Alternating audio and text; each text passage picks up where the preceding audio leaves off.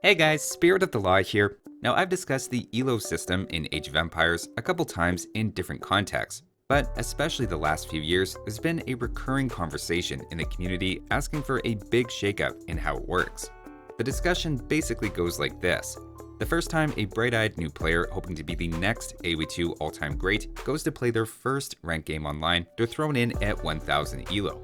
Given you're a complete unknown to the algorithm at the start, it has no idea how good you are, so it assumes you're average. Remember, ELO rating was designed for chess, where players have a lot of prior experience before they're entering a new ranking system. In AoE2 though, it's difficult to be fully prepared for online play when you first try it, so for most players, their rating initially goes down, sometimes a long ways. Now that's not always true, as a player might have prior experience on HD, Boobly, or in team games, but for the vast majority of players, the first time they venture into 1v1 ranked, they're going to be below average. That means rather than getting an initially well-balanced game when you're brand new and testing the waters, that first experience will be pretty rough. We're talking 60 grit toilet paper rough, where your hopeful 1v1 career with an eye on going pro probably begins with a series of losses until you find your true rating, say 500 or 600 ELO as a possible landing spot. The system will eventually get you to a point where you're winning half your games, and the stoic advice is to just take your lumps and keep losing until you get to your real rating. But understandably, that's not a fun initial experience. In reality, players might either get clapped in their first game online and never come back, or maybe don't even start that journey in the first place, knowing the first few games are going to be against much more experienced players.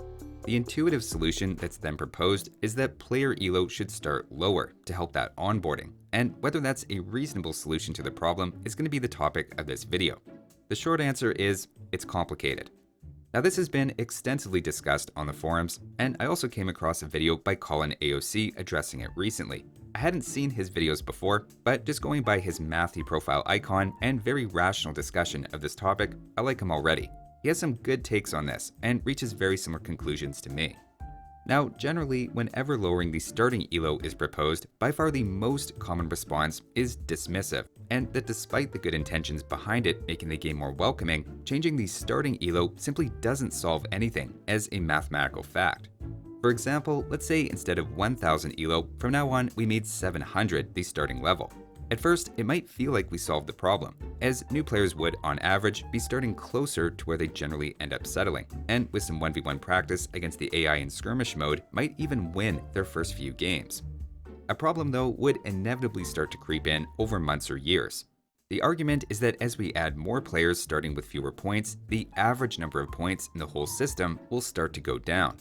What we're trying to do is have new players come in lower in the distribution, but over time this change would drop the overall average, and if you play this out on a very long time horizon, the average will approach 700, giving us the same problem we started with, but with lower numbers. You'd have to repeatedly drop the new player starting ELO to maintain that same effect, dragging everyone's ELO down collectively as this process is repeated. Now I understand this mathematical argument, and while I think it's maybe a little optimistic about the influx of new players Age of Empires can expect in the future relative to the size of the current player base, in a pure ELO system, the argument is sound. The real problem though is there's a twist in the AoE2 ranking system, such that the sanctity of the 1000 average ELO is already broken, and it's already moving down thanks to placement matches. I've noticed when this topic comes up, the community in general doesn't really understand these very well, at least on a technical level, so let's talk about how they work. The developers, obviously aware of the issue of the new players being not well placed at 1000 ELO, have a special system set up for your first 10 games. Normally, for players after their first 10 games, a balanced game with a similarly rated opponent will lead to plus or minus 16 points for each player, but as low as 0 or up to a possible 32 points transferred if you have a massive upset against a player way higher rated. This is called the K value and determines how big of an effect on your total ELO a single game can have, with a K value of 32 used in Age of Empires. For your first 10 rated games though, critically, instead of a K value of 32, your K value is 100. That means if two brand new players are matched up in their first games online, the system assumes both are 1000 players, and when player A wins, for example, they jump up to 1050, and the losing player B goes down to 950. This is to help you get to your proper rating more quickly, and made a lot of sense when players were jumping over to Definitive Edition from HD and Voobly to sort everything out quickly and get players to the rating they should be. Where things get a little funny at this point though, is if player A, being brand new to online, is matched up with player C, who has more than 10 games already and is what we call a true 1000 ELO player, settling on that rating over time. In that case, if player A loses, they lose 50 points, while player C only gains 16, as they're out of their placement game window. This is impossible to track, as it's not shown publicly, and player A would still be officially unrated if you checked AoE2.net, for example. But I've confirmed with someone in the know that this is how it works, and those are the numbers behind the scenes. Now let's let this play out a bit, and suppose player A is truly an 800 rated player in 2024 at heart, better than about 20% of the current 1v1 ranked player base who have over 10 games, and then focus on the journey that player A goes on. They're first matched up with a roughly 1000 rated player, probably losing that game, after which they're matched with a roughly 950, 900, 850, and then reach 800, where player A should be, and have a 50% chance to win or lose a game from that point. They won't necessarily lose every one of those games to get there, but let's keep things simple and assume that's how it plays out. In addition to being a demoralizing way to start their 1v1 career, potentially turning that new player away from AoE2 entirely, there's actually some collateral damage to the whole system going on. From the perspective of our true 1000 rated player C in the first match, they probably had an easy, uncompetitive win, but the impact of player A's starting rating doesn't stop there. That 1000 rated player's ELO is then slightly inflated by that experience, as they're credited with beating another 1000 player when they really didn't do that. And part of the self-correcting genius of the ELO system is that over time it's going to restore player C to where they should be, setting them up with possibly a harder opponent than they would otherwise get in the near future, with a lesser thing happening for all of player A's first few opponents. In aggregate, this creates a bit of extra chaos around 1000 ELO, or at least some extra inconsistency in games, pushing true 1000 players in turn up against stronger competition than they really should be getting at that moment, causing those points to continue to trickle up. There's no question some ELO inflation is going on at the higher levels, and while this is a complex system with lots of different things going on, having brand new players drop in, essentially donating free points to 1000 ELO players, is probably one contributor, adding some extra pressure to push the right tail out as it absorbs those extra points. That inflation isn't harmless and creates real matchmaking issues with longer wait times for those highest ranked players than they'd otherwise have. What's funny though is at the same time, the current system actually lowers the average ELO if we tracked everyone, including the currently hidden ratings of placement match players who lost a few games and then left. Remember, they're dropping 50 odd points in those first losses, and winners are getting far fewer. So if the trend is for new players to indeed drop in rating at first, technically the overall average must be dropping as well. The thing is, they're just not all being tracked, as players with under 10 games have their ELO hidden from public stats. If we included those sub 1000 players who drop in, take a few losses, and leave, I have to think a falling average ELO over time would be more obvious, though exactly how quickly the average is falling is just speculation.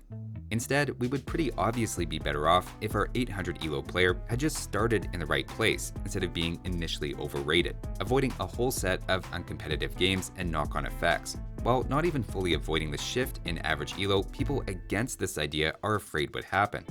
Something important to point out here is this is different than having everyone back in 2019 start at 800 ELO, because we're talking about a smaller number of probably more casual players entering the system at this point in 2024 and beyond, compared to the more veteran overall player base that jumped into Definitive Edition originally while being active players just prior to that and containing the whole spectrum of skill levels. Now, obviously, it's easy to say we should have put our 800 rated theoretical player at 800 to start with, but the question then is how do we know where to place someone when they haven't played a single game before? The point of the current system is to get them to their true rating as quickly as possible, but assuming everyone starting out is 800 rated may be a vast underestimation of someone who's played 500 team games online and is just switching to 1v1. Lowering the starting ELO might simply replace the current problem of new players getting pummeled by 1000 rated players with a new problem of true 800 rated players getting pummeled by veteran team game players or pros making alt accounts. So it's worth considering options besides a static starting number. As much as I've been poking a few holes in the status quo, I would actually be opposed to a static starting elo that was set an arbitrary amount lower, and there's a few ideas I like a bit better. Probably the simplest change would be just asking players for a self-assessment. When you first go online, you can be prompted for your current self-assessed level of play between total beginner up to confident you could handle yourself. Now, people are notoriously unreliable at self-assessment, with those who are bad at something generally lacking the skills to identify their shortcomings and think they're more average than they are, while people who are truly excellent at things go slightly the other way and are hyper-aware of their weaknesses, again thinking they're close to average than they probably should be. The nice thing about ELO is it's going to sort everything out eventually, but at least a system like this gets players started at a level in their own mind that they'd be comfortable. Another advantage of this is that it also avoids the issue of any one ELO being hit with all of the new accounts. The obvious problem with this idea is smurfing, where someone who has prior experience makes a new account and pretends to be a new player, just for easy games and an ego boost. My main response to that would be that smurfing is ultimately more of a policing issue than a problem you fix with the starting ELO, and players are already able to tank their rating if they're motivated. A self-assessment system would make smurfing easier as a drawback, no question, but is nothing some proactive moderation and following up on heavily reported players couldn't address. Right, Microsoft? Another approach or augment to this would be to use a formula to help decide placement. Now, there's a variety of things that could be done here, like checking the highest difficulty AI someone is able to beat one-on-one, has a player completed the Art of War challenges, and how they performed on the ones they did, what their team rating is if they have one, and maybe most revealing would be a test game with standardized conditions that could track things like idle time, actions per minute, score, and any other metrics. Some combination of those weighted in a well-crafted formula could probably give an estimate of the ELO you're playing at, and recommend where you should be starting. For me though, the gold standard would be a beginner ladder, inspired by the beginner lobby on Voobly. The idea would be if you go to play online for the first time, the default is you put in a beginner ladder at 700 ELO for example, and once you reach a sufficient rating or pass a number of total games, you're transferred onto the main ladder, keeping your rating. Ideally, this would help with onboarding as new players would start out playing against others who are also just trying to figure things out, and you don't hit the main ladder until you have a few games under your belt. For other players who prefer to just jump into the main ladder to start, they could do that too, and begin at 1000 ELO or a self-assessment, maybe even challenge the new player lobby system by beating a moderate AI on some standardized settings. A system like that would let strong players jump in directly, but also gives those players who right now would just be tanking for their first 10 games or more a way to enter that is more likely to hold on to them long term. AoE2 has a healthy sized player base online, don't get me wrong, but you have to wonder how many have been turned away by the whiplash of going from campaigns to facing true 1000 ELO players in 1v1 Arabia.